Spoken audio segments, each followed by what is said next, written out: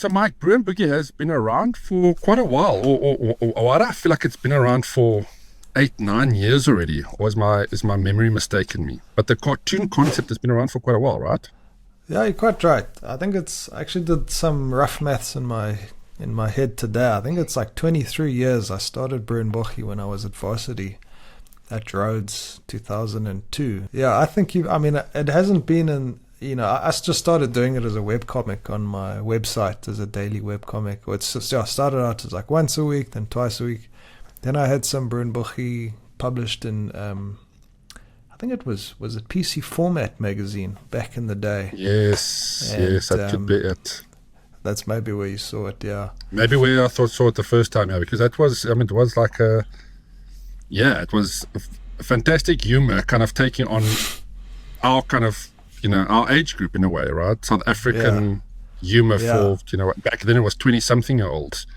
Yeah. And back in the day, I was also like super into building computers, and so I was really, my head was in that world. So yeah, there's you can make fun of really anything. Yeah, that's what I love. I mean, I also wanted to ask him, and I played the demo of the game, which we'll talk about just now. But do you have any Mad Magazine influence in that? I used to love Mad Magazine. Yeah, that was I love Mad. I love the little like comics that drew in the side panels. Yes. And, I think that guy was Uderzo. I'm trying to remember his name. But I met that dude at Comic-Con in San Diego in 2005. And I was like, man, I love those little side panel margin doodles, And Mad Magazine I loved. I loved the gross faces that the one dude drew with, like, the zits up close. And when I was in boarding school, I had a massive, like, Sif comic with the Oak pushing his pimples, and I think Oaks thought, "No, this Oaks smile, bro." Very few people. I mean, yeah, it was like the Garbage Pail Kids, right? People went like, "What is this?" But it was the most beautiful thing I've ever seen, in all of these kind of weirdness in the comics. And arguably, Mad Magazine has probably influenced most creatives these days, who's a little bit off the wall, right? Totally, yeah. Garbage Pail Kids, I agree that it was like. I think when we were like younger, the grossness, there was a beauty about it, and it was beautiful, like amazingly hand painted cards. Yeah, it was. The names were super funny. I'm trying to remember some of them, but it's like Oaks blowing up, and then like a lady who's like a half tank, half like kid. Yes. It's very weird, but yeah, it's just beautifully done. Incredibly politically incorrect, and also as kids coming off a time when our parents were brought up in households that were relatively strict, right? Yeah. And we just came out of the heavy religious parts of our lives, and as teenagers you start rebelling, you know what I'm saying? You grew up kind of religious with your parents back in the day, and then rebellion strikes, and then these kind of things. So it really appealed to us, in the 90s, 80s and 90s. So how did that translate into Bru Boegie as we know it? I mean, where did that idea come from? Was it related to your life? Yeah, it's a good question, and someone else asked me this recently, and it was I've been drawing these two dudes in school. I used to be in a little rock band, and I drew the one like bald guy with his hands in his underpants, and I don't know why I did it. I just thought it was funny, and then I kind of drew it in another artwork, and then at Rhodes, I was just like, man, I just need to do some project where I'm just going to keep doing it year upon year, so it kind of builds on itself. And so I was like, whatever it is, I'm just going to commit to it. Felt like I needed to make a massive commitment to something. So then I drew this like Mike's universe, and I was like, that's a bit too personal. Even though I still do some of those comics, and then I drew Bru Boegie, which was these two bald dudes in underpants. For reasons I don't know if I'll ever know. It's been sometimes quite a tough sell, because like even Disney had the rights for a short time, but they're like, you can't have these dudes always in their underpants. You got to put them in shorts, And I was like, this is their whole spiel, is just they just don't change for anybody. So that's why I love them as well. Is just this very strange IP, and it's been sometimes I think it's made life, or trying to get them off the ground sometimes on a bit of hard mode. But I think the game is like there seems to be more room to do like weird stuff like that. It's not like kids programming for TV. So yeah, it's and the weird thing is it's not like a politically incorrect. Bru, like, he looks strange, but there's no lecherous humor, and there's nothing. People I think immediately maybe think, oh, it's like a Leisure Suit Larry kind of game. But it's actually fairly clean. He's just a weird dude doing his own thing. No one really questions, why do you only wear underpants and why have you got pointy legs? But that's just him. He's just doing his thing, and it doesn't change. Oh, those pointy legs. Took me a while to get used to it. No, I'm just kidding. I was like, And there's only one thing standing between you and the perfect cup of coffee. we ran out of milk 3 business days ago. Time to go on a milk mission. It's time to get the milk. The journey is perilous and won't be easy. Yippee! Use your big brains to solve puzzles and point and click your way to victory. Meet a bunch of delightful weirdos. Of Bru and Boegie fame. I'm looking for something to lift up my Lamborghini. I'm actually unemployed. Criminally insane, okay? Wanted for manslaughter. I'm right in the middle of a meditation. And don't forget to dab for no particular reason. Lovely. Play Bru and Boegie, Episode 1, Get the Milk, right now.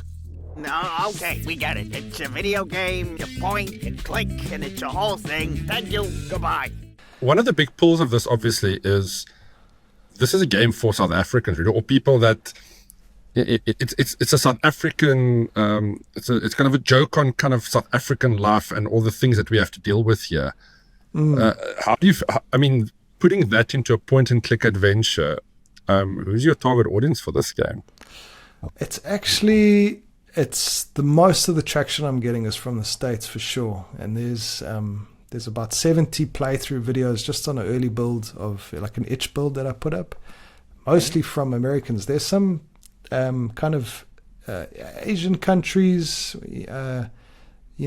talking. I think there's like someone talking Philippines. I don't quite understand, but almost immediately this one streamer, Greystall Plays, picked it up. He's got like 8 million subscribers, and the video's got, 740,000 views. So even though it's very South African humor, and they use words like Kiff and lank, and it somehow, I think it still translates to an international audience. So I think I'd love it if, I think if you're South African, you really pick up on the humor a lot more. And I posted in the South African subreddit, and a lot of people were pretty hype about it. I think that's how I got put onto NAG. Someone's like, I'll put you in touch with the guys at NAG. So that was really encouraging to see. But I think the audience for just video games in general, I think, is just so much bigger in the States. So it might be one of those things that, like, if it gets a little bit of international attraction, then maybe the South African audience will pick up on it. They're like, oh, something's made a bit of a wave here or there. Yeah, definitely. Yeah. Well, that's why I asked if there was a Mad magazine style inspiration, because it certainly feels, if I look at the type of animation that you've got going and your drawing style, for me it's very inviting, because I'm drawn to that. When I was playing through the demo, just going through all the various places and picking up those stickers, which I love. It reminds me of the stickers I used to collect as a kid, on that sheet. Yeah. Yes. And the style certainly reminds me. If I look at on Steam now, if I look at your main graphic there, it very much has that design cartoon style that I grew up with, and that immediately is appealing. And I'm wondering if there's any correlation with that, especially in the American market, where Mad Magazine is also huge. And obviously, I'm saying Mad Magazine a lot; it's quite weird, but that's the first thing I thought of when I played the demo. And those little drawings in the side panels, those little things you want to go discover. I want to click everywhere just to see what is on this, the screen that you've given me. Was that part of the plan? Yeah, it's I've always my main background's been animation for the almost 20 years now, doing kids shows. I don't know if you'll remember. I got started back in Joburg. Remember that show, Cool Cats? Cool Cats. Yes. It was on Yes, ETV. yes. Like it was. It's kind of a brainwormy huge, song. man. Yeah, it was on every day. So I did the intro for that and got started animating kids shows, and there was a show, Josie Zoo, that was on a Saturday. And then, I got involved with, had a show with Nickelodeon for a short time. I think it was the first African show that was on Nickelodeon called Moosebox, and that got translated into just tons of different languages. Unfortunately, never got a North American release, but they played it all over the world, so I often get mixed messages from like peeps in Brazil or Mexico. They're like, oh, what happened to Moosebox? So I think just that background of laying out environments and character animations definitely helped. It kind of, I think, gave me a bit of a head start when I decided to just make my own game. And in terms of the inviting colors, I mean, I'm actually partly colorblind, so I've been using the same color palette for like 20 years on Babes in Josie Zoo days. So it's like a small color palette. I've used it for almost all my work. I know where it's red-green colorblind, so I know where the red is and I know where the 3 green swatches are. But yeah, it looks like a 90s cartoon. I get quite a lot of comments. They're like, oh, this reminds you of those 90s Flash games. Exactly. And so, yeah, I think my style kind of solidified there. And I don't know if you remember a band called Goldfish. Breakout bands. I've done a lot of animated music videos for them. Music videos. I was about to say that style. So your style has obviously been floating around quite a lot, and it's the subconscious. Like that's familiar. That feels. It's simply because your creative inspiration is what's so appealing for many people, I guess, in that sense of the artistic style. Yeah, thanks, and definitely like I don't know if you remember a show called Adventure Time, but that was like, I saw that at Comic-Con in 2005, and that basically made my whole trip. It was the pilot that was showing. The guy Penn Ward who created it was just, it was a bunch of Nickelodeon short cartoons, and then, some of them were pretty good, but when this guy's short came on, I was just so inspired, and I went up to him and I gave him a little Bru Boegie comic afterwards, and I was like, dude, this show, I love it. It was just so fresh. And that became a big show on Cartoon Network. But yeah, that's just the sense, the wackiness and the playfulness of the animation I loved. It doesn't take itself too seriously, and you kind of get these like bendy limbs things going.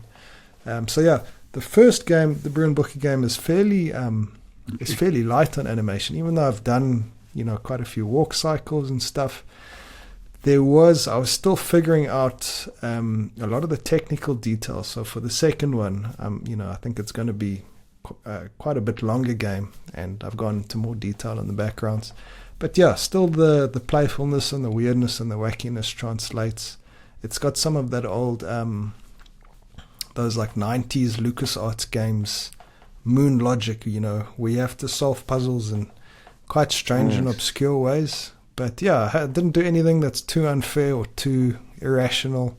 So I loved those games. Like Day of the Tentacle and Sam and Max Hit the Road really were like massive inspirations for me as well in all my work. I mean, there was definitely, for me, my favorite in that era was Monkey Island. So for me, there was very much, of course, it's the epitome of point and click these days. But yeah, all of those games is that's inspiration you see, yeah.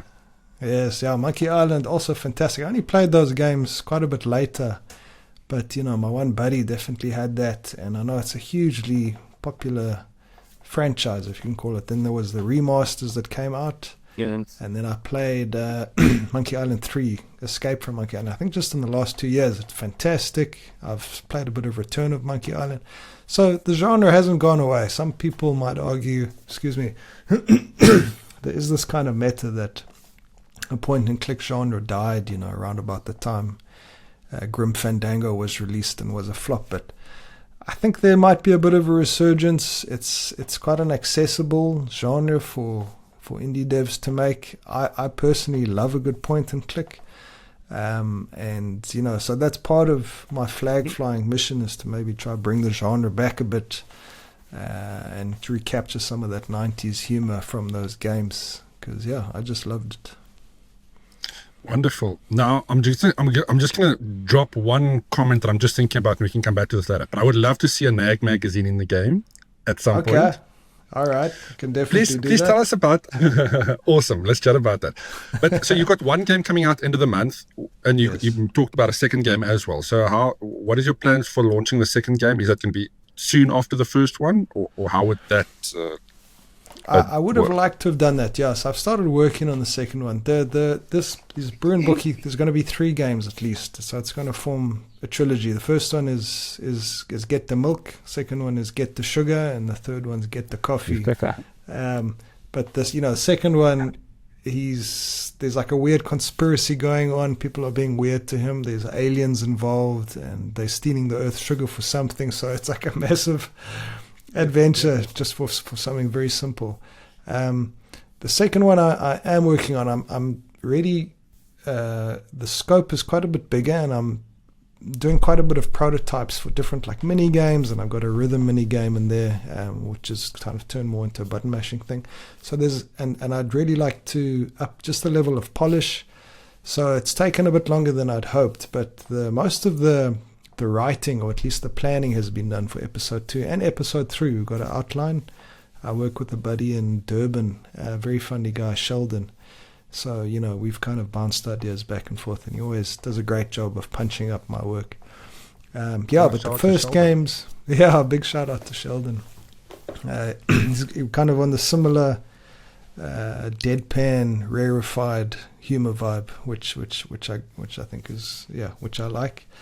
Second game, the demo's still going to take some time, and it's really being, mostly self-funded, but there's a fantastic incentive that a studio called Free Lives in Cape Town have, called the Game Jam Doll, which is really meant for devs who just want to be able to fund a small prototype of a game.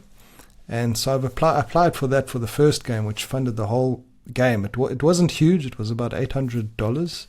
But with that, I was able to pull favors from friends to say, can you just record this voice, and could you make some music for that?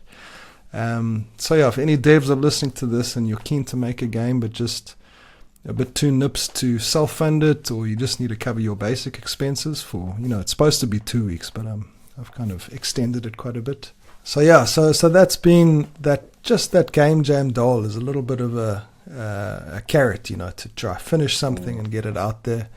But I hope to have the episode 2 demo done not too long after the episode 1 demo, because the whole way the Steam system seems to work is you never get as much attention for your game as on its launch day, so you'll generally see a massive spike and then it tails off.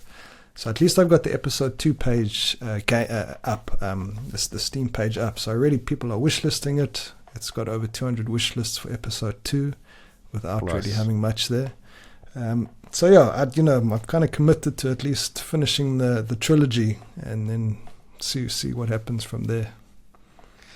Fantastic. Well, having just played the demo, I can say I certainly had a lot of fun, and I can see the style and the humor where it comes from, and I can relate to that. And I'm sure a lot of my gaming friends and people that grew up in the 90s, 80s and 90s will feel the same. Now, you mentioned something earlier that before I forget, I want to get back to as well, but the mini games. Yes. How many mini games have you got in each of these chapters? The first is it a big game, part of it? Well, I'm kind of divided. The mini games I think are cool from a personal point of view. They help like a generally newbie dev like me learn new genres, so you can kind of test something out, and it's a little bit of a break from the main game. I've seen good mini games in games, and I've maybe seen ones that aren't so great. I listened to an audiobook recently. I think it was a games researcher who said like he doesn't like mini games because if the genre was good, they would make the game the mini game thing, So but I think there's a little Easter eggs. The first one has Meditation Hero, where you're this guy with like an onion head and you're meditating, and these bad thoughts are trying to penetrate your mind, so you got to click them. And that was, it's just something fun. I've gotten a Steam achievement link to that if you manage to last more than a minute. So for the second game, I've got some kind of, it's a dude on the beach who comes out of a genie lantern who makes brew. Like you have to do kind of a dances to please him to progress the story. A rhythm game is particularly tricky. I don't know if you remember Parappa the Rapper on PlayStation 1. Mhm. It was like a rhythm game. Yeah, you had to kind of like press the buttons in time to the music. So I just loved that game. The aesthetics in particular were fantastic. So yeah, I've always, trying to do something like that. So I think it's a good way to at least experiment. But yeah, I think, especially for this point and click genre, it's often seen as quite a laid back casual genre, and there has been, even in Monkey Island 3, I think there was like these naval ship battles, and for me, even when I got to there, it was pretty difficult. And in Full Throttle, they had this kind of action sequence at the end that I think upset some peeps, because it wasn't really an action game that you want to play. You want to play stuff that's maybe a bit more cerebral and casual paced. So it can go sideways, but I think if it's just a fun thing that maybe doesn't necessarily block progress if you don't finish it, then I think it's all right. Yeah, it fits into the setting, right? I mean, the TV is in the living room there. Why not make it, put a console on there? Interactive. Makes so much sense. Yeah, and I think sorry, carry on. No, please go for it. Yeah, and specifically for these games, I think you can't really do too much interactivity, because I think part of the enjoyment is just clicking around the level, and even if something isn't necessarily part of the main story, it's like, I think players want to be rewarded even if they're failing, kind of thing, So it's I think the more stuff I can pump into there, at least for the second game, the better, because then everything's fun, Then it's fun just exploring, and the stickers like in the first game, it's just a fun added bonus. Try to collect them all. Yeah. And also chatting to the various characters, you want to try the various options. When I first saw Stacy's mom, and I don't want to give away more than that, but that was the funniest thing. I laughed really hard, because that is something that it's become such a meme in its own right. So yeah, it's nice to see that type of thing. And again, the South African humor, top class. That's the kind of thing that I enjoy. So looking forward to kind of seeing how this play out. And yeah, so it's launching end of the month, 29th of October on Steam. Other platforms that it's going to be available on? It's just Steam. Yeah, it's got, again, this is all quite new to me, but I've done as much homework as I can. But the idea is to get as many wish lists as possible. So, when your game does launch, you get into the new and trending. So I think I've got about 1,100 wish lists, which I think is great for a start as an unknown publisher. And I'm self-publishing the whole thing. It'll get into Steam Next Fest, which starts on the 13th of October. And then I think you get a lot more visibility. So it's on PC, it's on Mac, it's on Linux. I've got a Steam Deck, and it works really well on that for any Steam Deck players. After the launch, I might put it on mobile. There's another guy who runs a great Discord and a YouTube channel called the Point and Click Discord, and like me, he's like a first time solo game dev, and he found his mobile sales for a point and click game ended outperforming his PC launch, so there's something there. I guess, yeah. I think with Unity, it makes it fairly easy-ish to port games to different platforms, so that's what I used to develop the game. So I'd consider that, but I'm also very curious to see how this pans out on the launch. We'll find out soon. Well, come on, NAG fam, let's support local developers. We definitely want to see these guys succeed. And please go check it out on Steam. I'll drop all the links, and let's see if we can get a nice, strong NAG contingent to support you, because I certainly enjoy it, and I can't wait to play the full game. But let's stay in contact. I would love to get some more updates from you. Just about the development and kind of ongoing things that you're doing. And if anybody else wants to get involved, like Mike said, please do reach out to you. Mike, where can people get hold of you if they do want to chat to you, collab, or just... Sure, thanks. So, my email address is kiffness@gmail.com. Not the Kiffness, that's my brother. Two different people. I was the OG. KIFFN. So did he take the name from you? Is that the real... That's kind of what happened. I think he liked my email, and when it was, him and I started the band together years ago. I played drums, and he was thinking of a name, and he said he wanted to do the Kiffness, And our dad was like, "No, that's not a good name. That no one's gonna know what that means." But he's done super well, so I'm proud of him for sticking to his guns. I'll be getting royalties for that clever name, please. I'll get royalties. Maybe I'll have a braai once in a while. So yeah, it's kiffness@gmail. Or my website is mickdog.com, where it's got a lot of my work. And I'd love to hear from anyone who's interested. Definitely keen to put a NAG magazine in episode 2 as a little Easter egg. That'd be cool. We'll chat. Yeah, we'll give you some. I've got some ideas. But I'm just cool. joking. It'll be fun. Especially after playing this game, I think we can. It's the kind of thing you can hide nicely or make a subtle part of it. Yeah. And the nice thing, with animation, often including stuff is just like a massive scope with the video game. Once the animations are set up, throwing in little bits and pieces here where the engine does a lot of the back work is great, so I love that kind of stuff. Awesome. Well, let's see if we can make it happen. I don't want to give you too much extra work. As a solo developer, I know it can be challenging to make the smallest, additions or changes to anything. But let's keep in touch. Good luck with the launch, and Thanks, looking forward to seeing the full game. Yeah, really appreciate your time. Thanks for the chat.